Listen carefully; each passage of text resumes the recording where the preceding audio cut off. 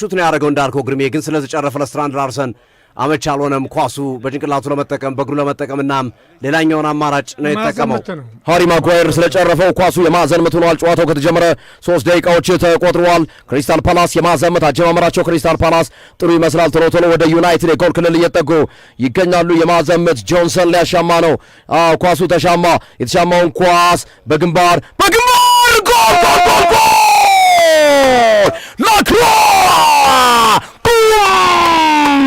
ፓላስ የመጀመሪያውን ጎል አገባ ክሪስታል ፓላስ 1-0 መምራት ጀመረ ክሪስታል ፓላስ በላክሮ የግንባር ኳስ ከማዕዘን የተሻገረውን ኳስ ላክሮ አስቆጠረ ተንበረከከ ጣቱን ከፍ አደረገ ፈጣሪውን አመሰገነ ላክሮ ባስቆጠረው ጎል ክሪስታል ፓላስ የለንደኑ ክለብ 1-0 መምራት ጀመረ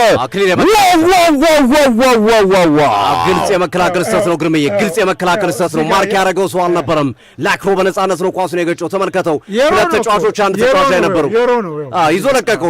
ይዞ ለቀቀው ሲመለስ ነጻ ብቻውን ነው ያገኘው ለሴን ላማንስም ኳሱ እንዳይመች አድርጎ ፋር ፖስት ላይ ነው የገጨበት በጣም አስፈሪ አስደናቂ ኳስ ነው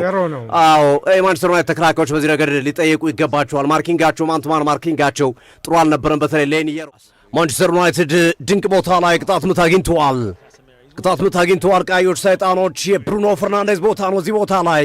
ደጋግሞ ክለቦችን ቀጥቷቸዋል ተረኛው ክሪስታል ፓላስ ሆኖ ያብረና ያለን ያገሩ ልጅ ዲያጎ ዳሎ ጎን ለጎን አሉ ቀኝና ግራ ቆመዋል ብሩኖ ፈርናንዴዝ የሚመታው መስራል አደገኛ ኳስ እንደሚሆን ምንም ጥርጥር የለውም ነጩ የክሪስታል ፓላስ ወልካል መለሶ አደገኛ ኳስ ተቻለው አውጣው ደንደርሰን አውጣው ብሩኖ ፈርናንዴዝ ማን ቅጣት ምት ነው የሚመታው ከባድ ነው ከሮናልዶ ጫማ ስር ከሮናልዶ እግር ስር ቁጭ ብሎ ብዙ ትምህርት እንደወሰደ ማሳያ ነው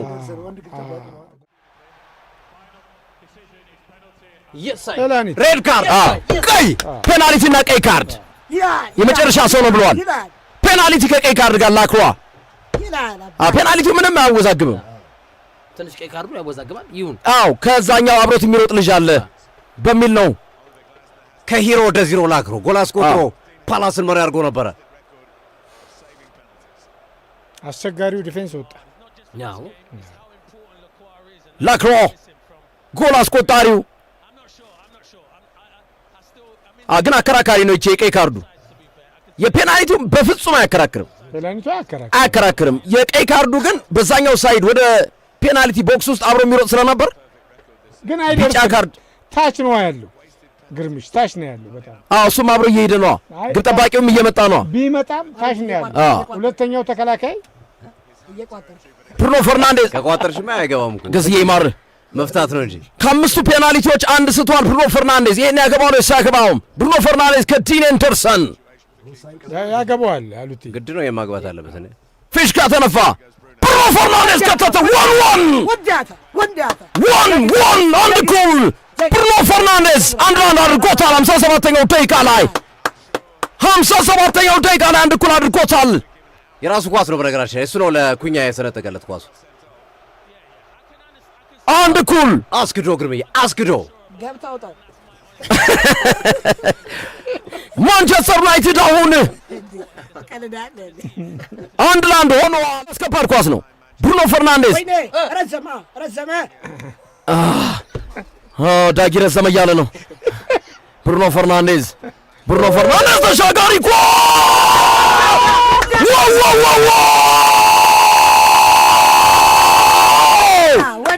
ሸሽኮ ወሰው ቤንያሚን ሸሽኮ ሁለተኛውን ጎል በግንባር ከተተው ይህ ኳስ አደገኛ ነው እያልኩ ነበር ተመልሶ መጥቶ እንደገና ተሻገረ ሸሽኮ ወሰው ብራላንድ ማንቸስተር ዩናይትድ ቡም